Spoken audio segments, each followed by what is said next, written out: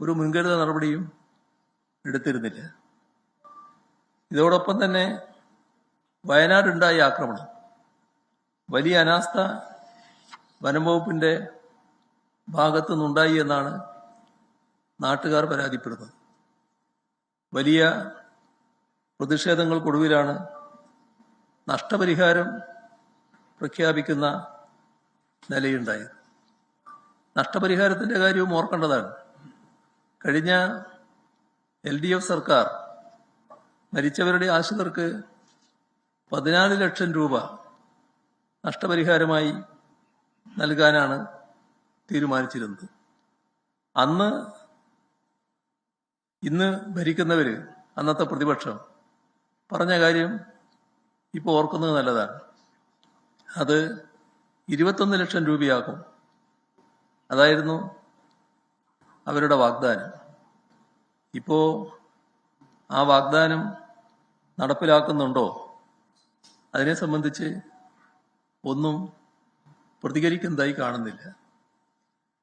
വന്യമൃഗാക്രമണങ്ങൾ തടയാൻ സർക്കാരിന്റെ കയ്യിൽ ഒറ്റമൂലിയൊന്നുമില്ല എന്ന് വനമന്ത്രി പറയുന്നുണ്ട്. മാത്രമല്ല, സർക്കാർ മാറിയത് ആനകൾ അറിഞ്ഞിട്ടില്ല എന്നും കൂട്ടത്തിൽ അദ്ദേഹം പറഞ്ഞതായി കണ്ടു. അപ്പോ സാധാരണക്കാരുടെ ജീവന്റെ പ്രശ്നത്തിൽ ഇതുപോലുള്ള പരിഹാസപൂർവമായ നിലപാടാണോ ഉത്തരവാദപ്പെട്ട മന്ത്രിയും സർക്കാരും സ്വീകരിക്കേണ്ടത്? ഇത്തരത്തിൽ നിരുത്തരവാദപരമായ നിലപാട് ഉണ്ടായാൽ അത് തിരുത്തിക്കാനുള്ള ബാധ്യത മുഖ്യമന്ത്രിക്കുമില്ലേ? വയനാട്ടിലെ കാട്ടിക്കുളത്ത് കാട്ടാനി ആക്രമണത്തിൽ ഒരാൾ കൊല്ലപ്പെട്ടപ്പോൾ അതൊരു സാധാരണ സംഭവമല്ലേ എന്നായിരുന്നു സ്ഥലം MLA-യുടെ പ്രതികരണം. ഇവിടെയാണ് പഴയ കാര്യം ഓർക്കേണ്ടത്.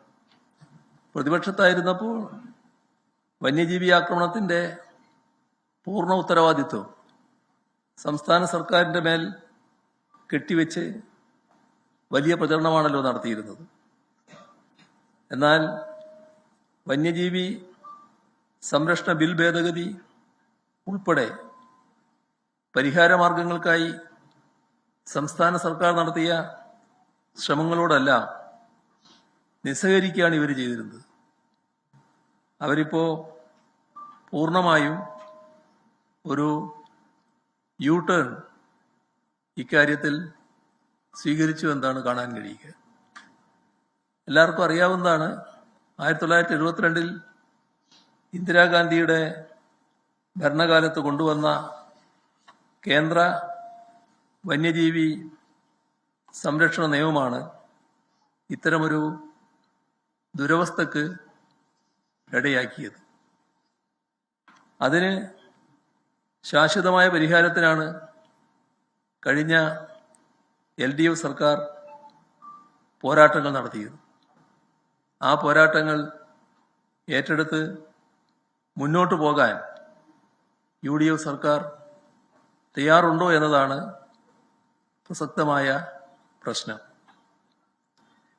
ഇവിടെ ഇപ്പോഴത്തെ മുഖ്യമന്ത്രി നേരത്തെ പ്രതിപക്ഷ നേതാവായിരുന്നപ്പോൾ നിർദ്ദേശിച്ച പ്രതിവിധി ആനകൾ നാട്ടിലിറങ്ങാതിരിക്കാൻ അവയ്ക്ക് കാടുകളിൽ ഭക്ഷണവും വെള്ളവും അറേഞ്ച് ചെയ്യണമെന്നായിരുന്നു.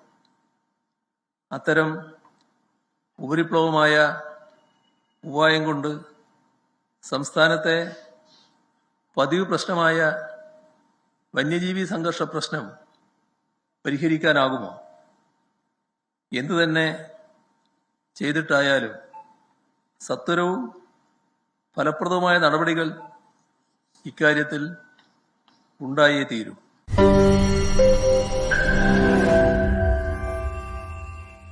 ലോകത്തെവിടെയായാലും ഏത് സമയത്തും 24 വാർത്തകളും ഓഗ്മെന്റഡ് റിയാലിറ്റി പാക്കേജുകളും എക്സ്പ്ലെയിനറുകളും വിശദമായി കാണാൻ ഞങ്ങളുടെ യൂട്യൂബ് ചാനൽ നിങ്ങൾക്ക് സബ്സ്ക്രൈബ് ചെയ്യാം.